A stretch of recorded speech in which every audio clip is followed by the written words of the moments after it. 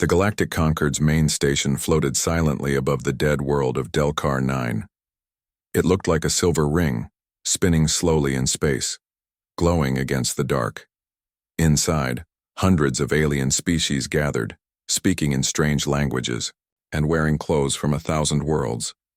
Among them, one human stood quietly near the edge of the large diplomatic chamber. His name was Dr. Marcus Rell, a human scientist and xenobiologist. He had been chosen to join the Concord meeting as an observer. Humanity was still new here, not feared, not trusted, just watched. But Marcus didn't mind. He wasn't here to impress anyone. He was here to learn. His eyes kept drifting toward one figure sitting on a raised platform across the room. She was different from all the others. She was tall and graceful, dressed in elegant silver robes with glowing patterns. Her skin had a soft blue tone, like the surface of a calm ocean under moonlight. Her long silver-white hair flowed down her back like water. Her name was Princess Isera Valtori, heir to the Zaltari Dominion, one of the most powerful and strict empires in the galaxy. The Zaltari were known for one thing: no emotions. They believed feelings were dangerous, messy, and weak. Their society had trained itself for thousands of years to remove them completely. They did not smile. They did not laugh. They did not cry. And yet, Marcus had seen something. During a short break in the meeting, as the council members paused to drink or check data screens, Marcus had looked up and saw the princess gazing toward a window. And for just a second, her mouth curved upward. A smile, a real one, small, quick, almost hidden. But he saw it, and now he couldn't stop looking at her. Isera noticed. Without warning, she stood and walked directly toward him. The room grew silent as everyone turned to watch. Even the other Zaltari delegates looked confused. Royals didn't speak to humans. Not directly. Not like this. She stopped in front of Marcus, tall and calm. Her voice was smooth, but her eyes were sharp. "Why do you stare at me like that, human?" she asked, her tone flat but curious.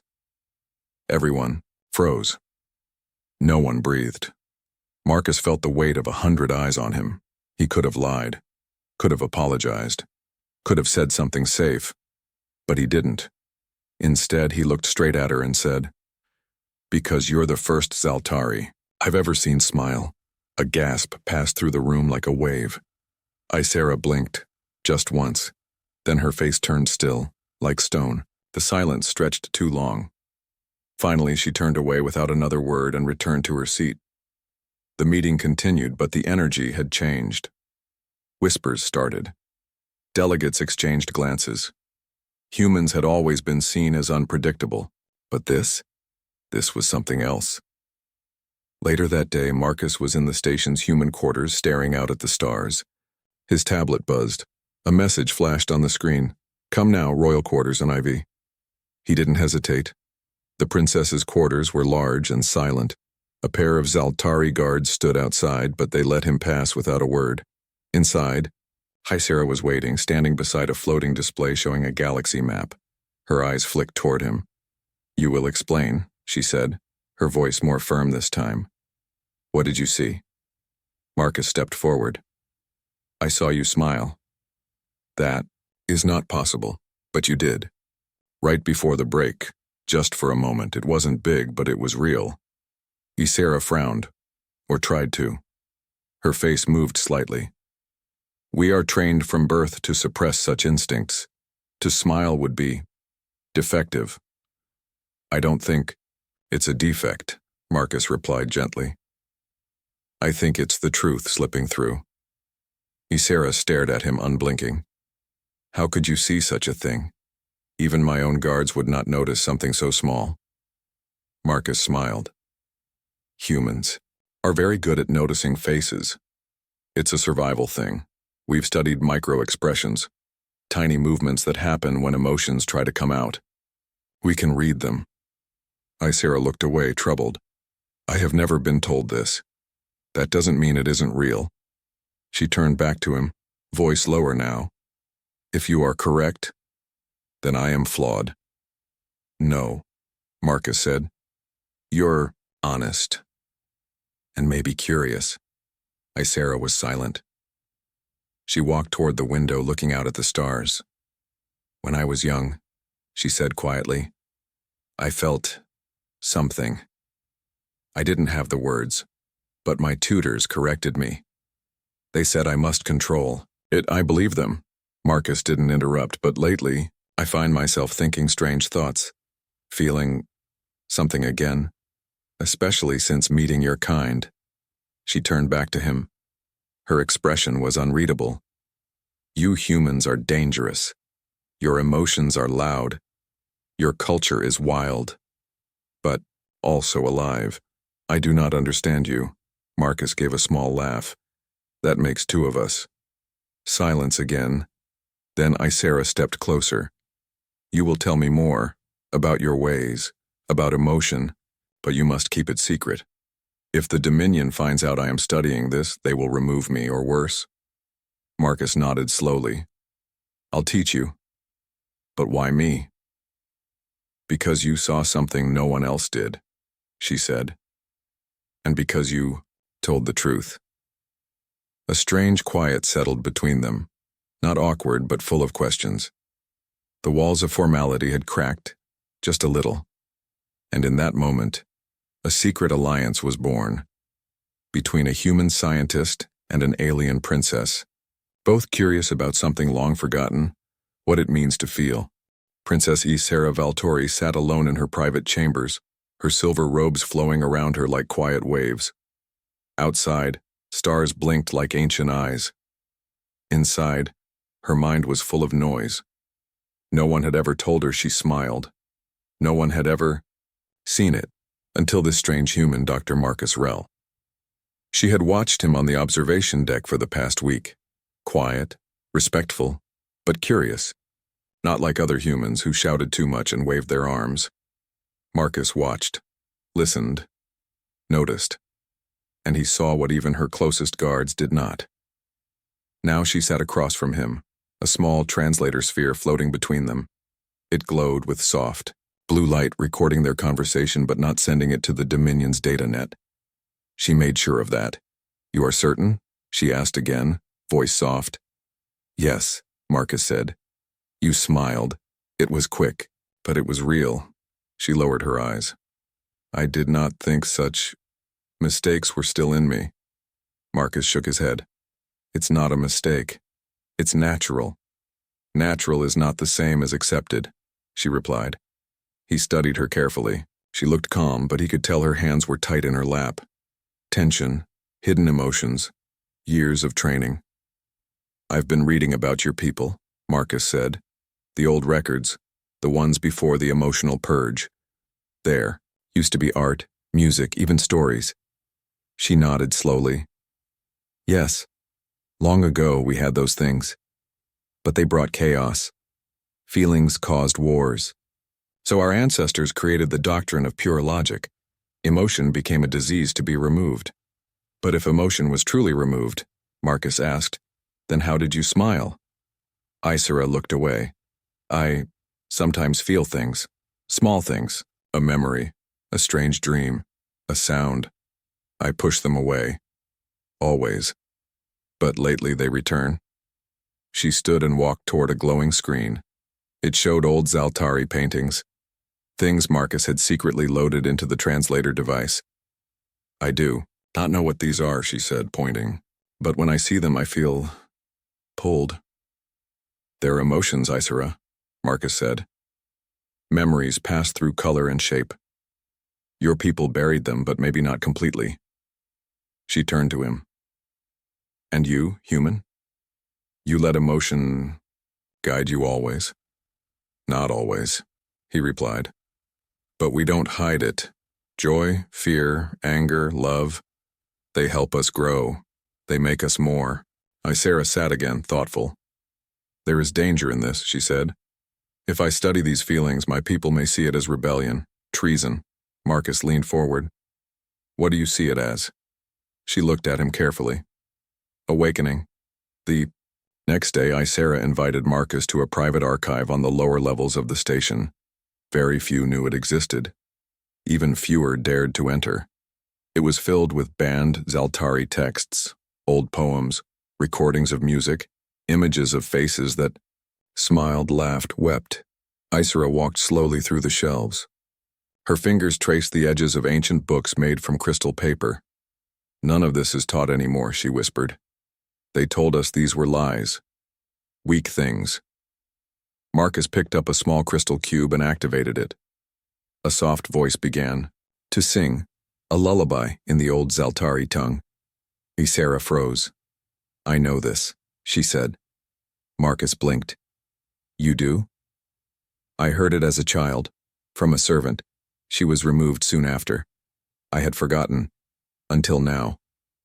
Her voice trembled, only slightly, but Marcus noticed.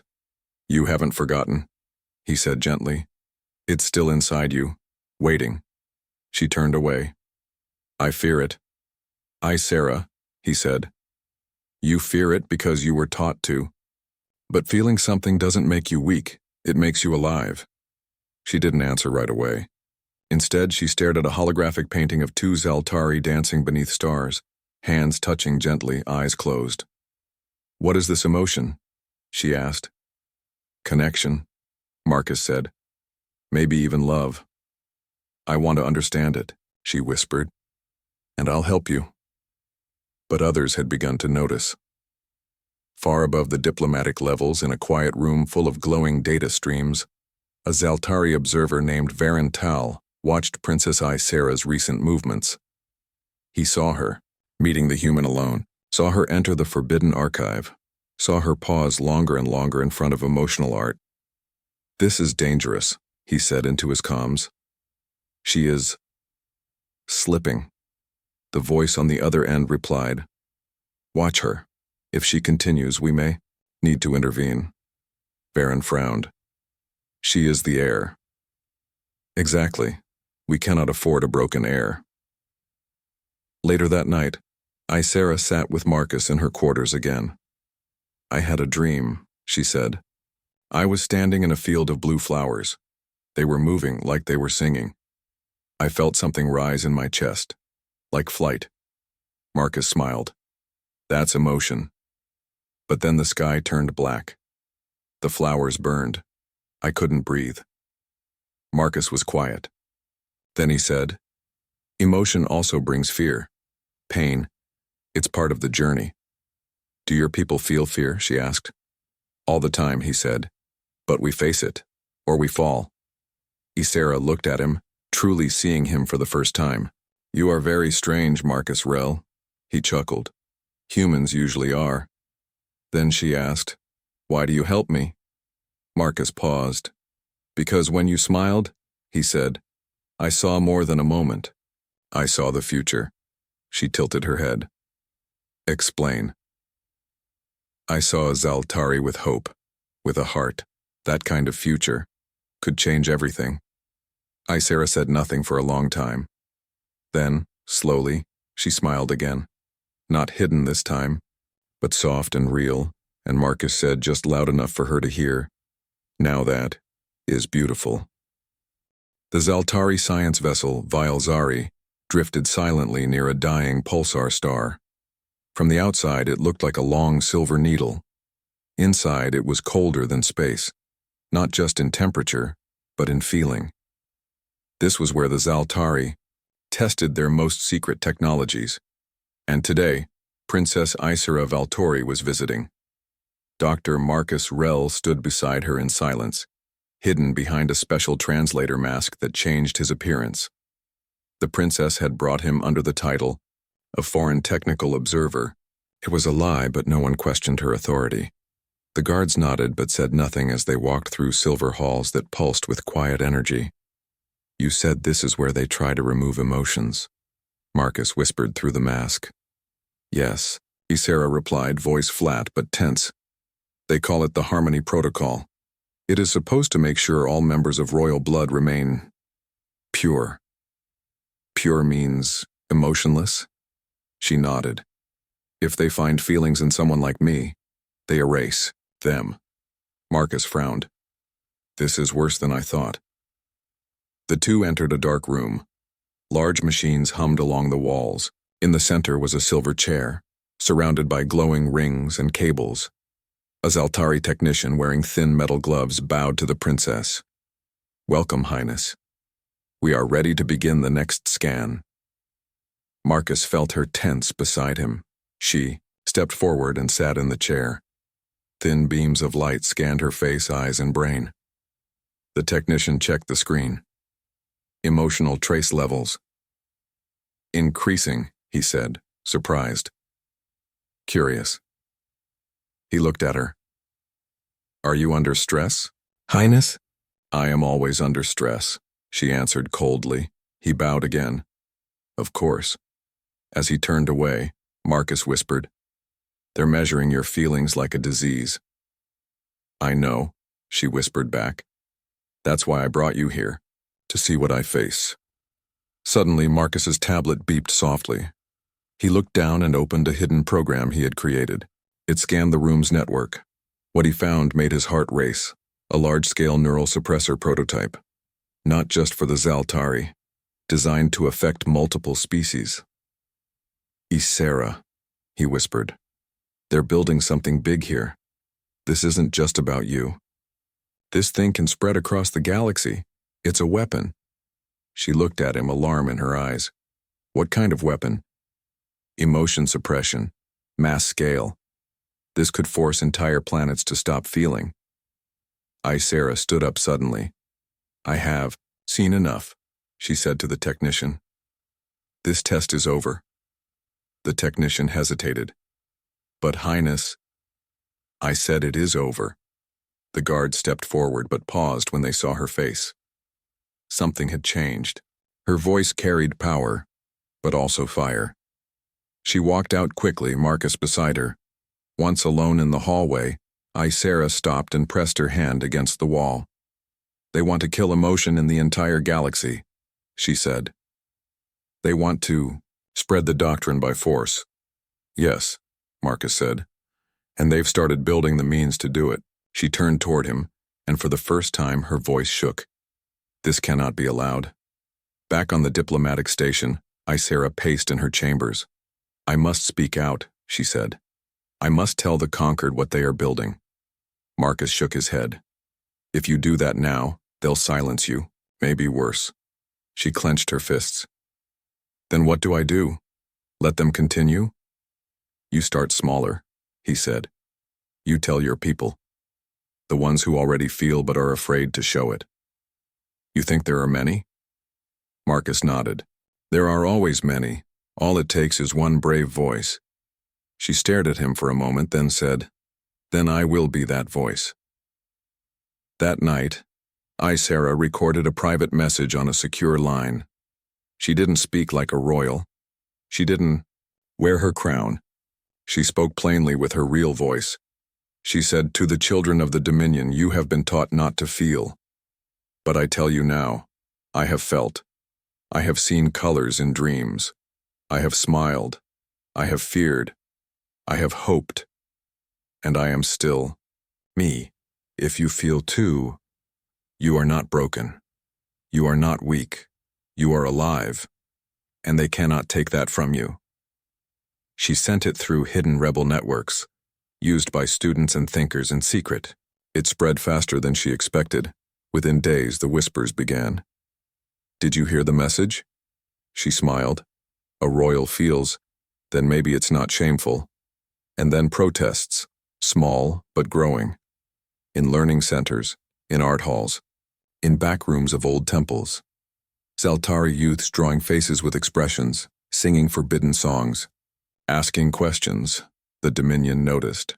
Varen Tal, the loyal observer, stood in front of a high-ranking counselor. "She is spreading disorder," he said. "She must be removed." The counselor's voice was cold. "Not yet. We will try to reason with her. If she refuses, then we act." Marcus and Ysera met again, this time in a quiet greenhouse dome on the station.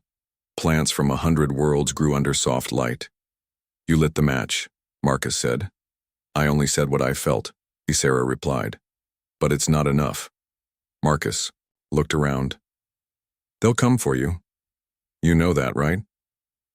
"Yes, she said quietly. But I am not afraid.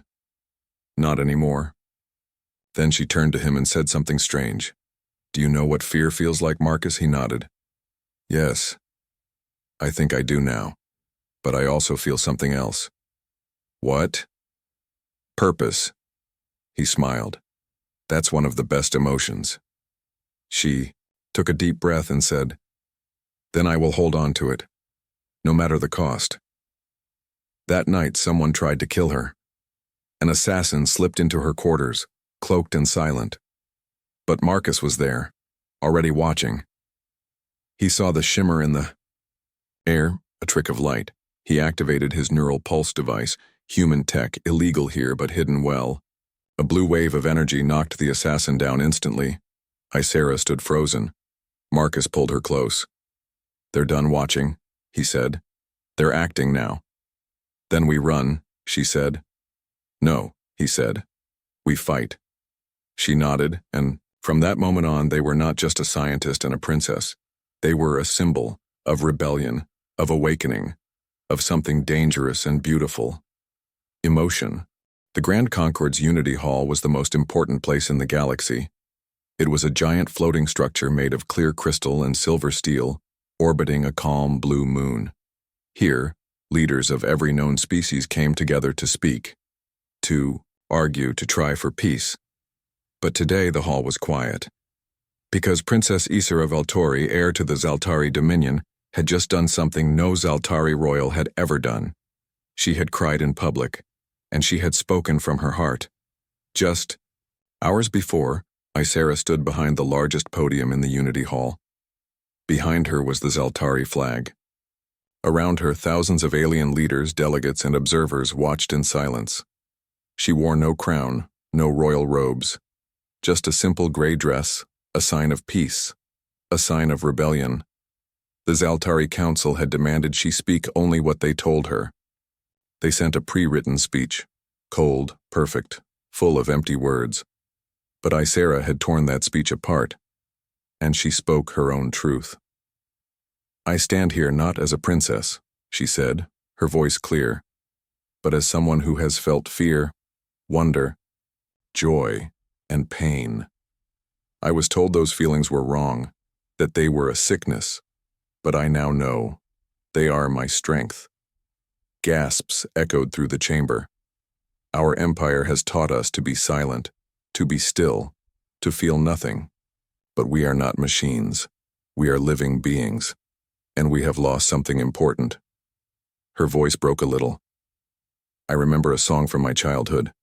It made my heart feel light. But when I sang it, they punished the one who taught it to me. That memory stayed with me, hidden. Now I understand why it never left. Because it was the truth, and truth cannot be erased. She looked around the hall, straight into the eyes of the other species. Humans taught me this. Their hearts are loud, yes. Their ways are strange. But they are not weak. They are free. And I want that freedom, not just for me, but for every Zaltari child who was told to be silent. For every artist who was forced to stop painting. For every mind that was never allowed to dream. She took a deep breath. I reject the harmony protocol. I reject the neural suppressor. I reject the lie. I am not broken. I am alive. And then a single tear rolled down her cheek. For the Zaltari, that was louder than any scream. The hall exploded in noise. Some stood in applause. Some shouted in anger. Some simply stared in disbelief. The Dominion's ambassadors stormed out. But the message had already spread, and the galaxy was listening. Hours later, Ysera sat in a private chamber with Marcus Rel. Her hands trembled slightly, but her eyes were calm. That was brave, Marcus said. You didn't hold back. I couldn't, she replied. If I didn't speak now, they would win. Marcus nodded. You gave them something they never expected. Honesty. I gave them a war, she whispered. Suddenly the door hissed. Open. A small drone flew in and projected a live feed. Dominion warships were gathering outside the station. Not in battle formation, but close. Too close. They're here, Marcus said. To take me. Isera said. Back in the Unity Hall, chaos was rising. Some Zaltari nobles tried to call for her arrest. Others whispered that maybe she was right. Leaders from other species, especially younger ones, stepped forward to protect her. The Virine, a race known for their deep emotions, stood beside the humans. We will not let her be silenced, said the Virine ambassador. The human leader, a calm woman named Commander Alessa Tran, added, If you strike her down for speaking the truth, then the conquered means nothing. The hall went silent again. Everyone knew what would come next. Back in her quarters, Isera stood in front of a mirror. I may not survive this, she said softly. You might not, Marcus said. But your message already did. She turned. To him. What if this is the beginning of something bigger? It already is, he replied. He handed her a small device. Human tech, stealth shield. If things go bad, use it and escape. She closed his hand around it. If I run now, I teach fear. I won't. Marcus looked at her. Then I'll stay too.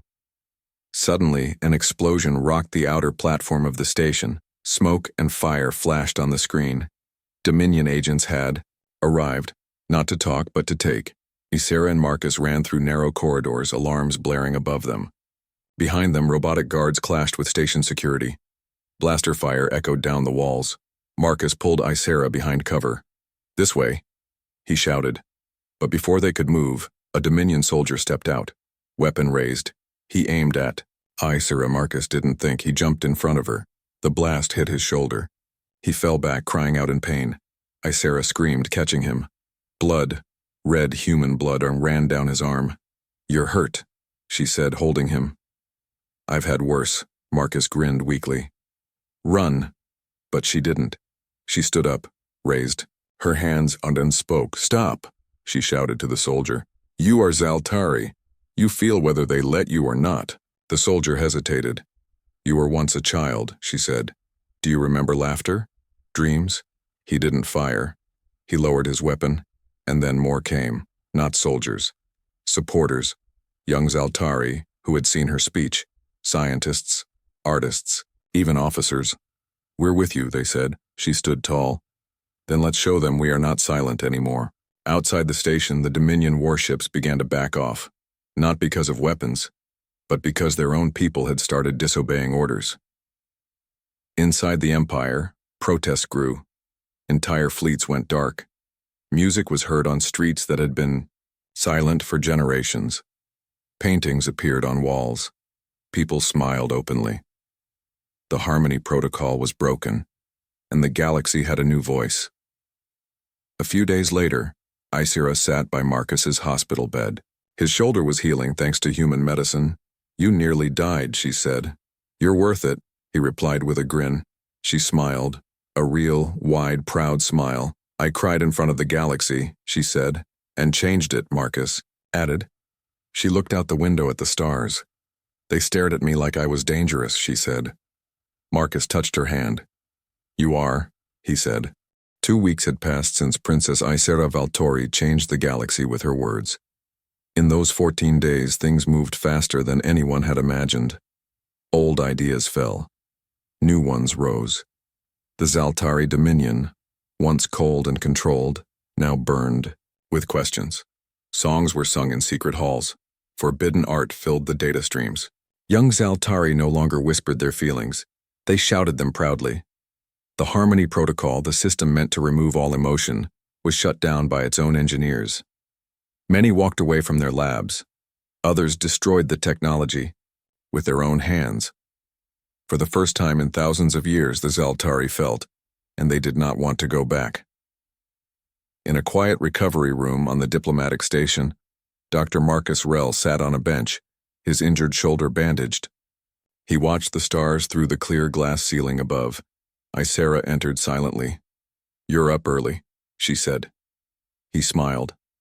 I never sleep much when the universe is changing. She sat beside him.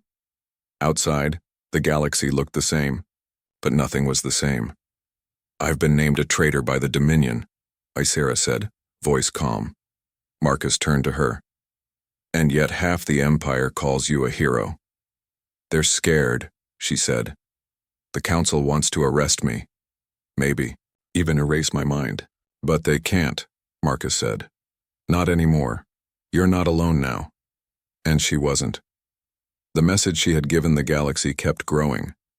Whole fleets of Zaltari soldiers refused to fight. Some royal families joined her movement. A few remained loyal to the old ways, but they were shrinking in power. And other species, those who had once stayed silent, began speaking out too. A new alliance formed. It was called the Coalition of Sentient Sovereignty, a place for those who believed in choice, emotion, expression, and freedom, and at its center, a human scientist and an alien princess. Today, a peace summit was to be held on the neutral planet Alien, a place with no army, no leader, just open skies and quiet lakes. Delegates from hundreds of species would attend. Ysera looked at Marcus. "Will you stand with me when I speak?" she asked. "Of course," he replied. "I always will." She smiled softly. "They once asked why you stared at me, remember?" He nodded. "I do." "And now?" "I still stare," he said, "because I see the future. And she's standing right in front of me." She looked away, trying not to let the warmth in her chest overwhelm her. But it was there, and she didn't hide it. The summit chamber on Alien was built under a waterfall. Crystal chairs formed circles around a central platform. Leaders from many worlds filled the seats, watching as Princess Ysera stepped forward. She wore a cloak embroidered with the symbols of every species that had joined the new coalition. The human emblem sat proudly near her shoulder. Marcus stood beside her, dressed in simple black. The room fell silent. She began. "I was born in a world of silence. Not the peaceful kind. The kind that cuts away truth, feeling, identity. For years I believed that was strength. But now I know. It was fear. I am no longer afraid." She looked around at the faces, some old, some young, some human, some alien, all listening. "We once thought control was peace. But peace is not the absence of feeling. It is the freedom to feel and to choose what comes after. The humans, they taught me this. Not through war, not with weapons, but with honesty, with stories, with a simple question. Why do you stare at me like that?" She smiled. "I have learned that love is not weakness, that hope is not foolish, that emotion is not a virus to be cured. It is a voice that must be heard.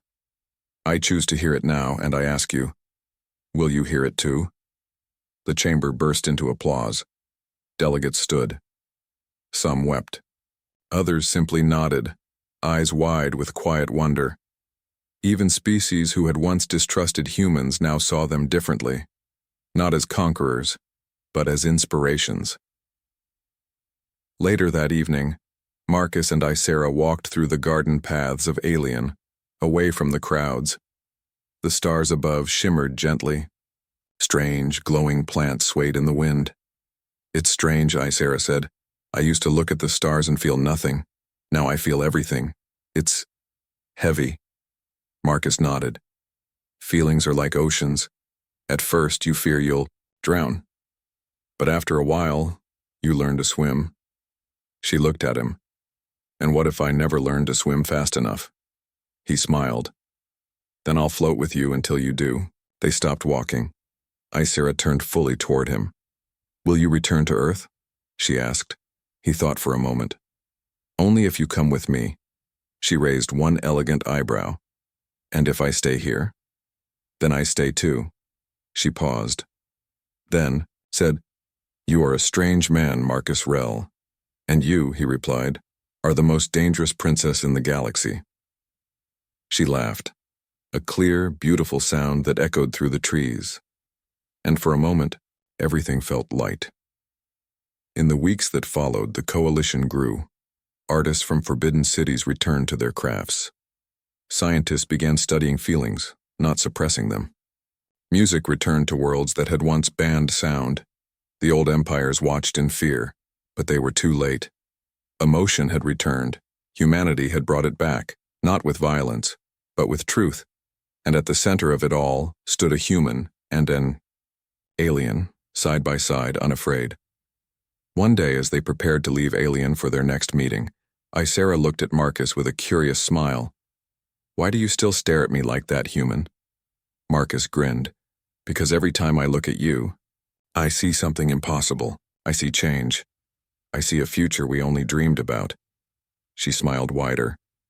"Then stop dreaming," she said, "and walk into it with me." He offered his hand, and she took it. Together, they stepped onto the ship and flew into a galaxy, finally learning how to feel again.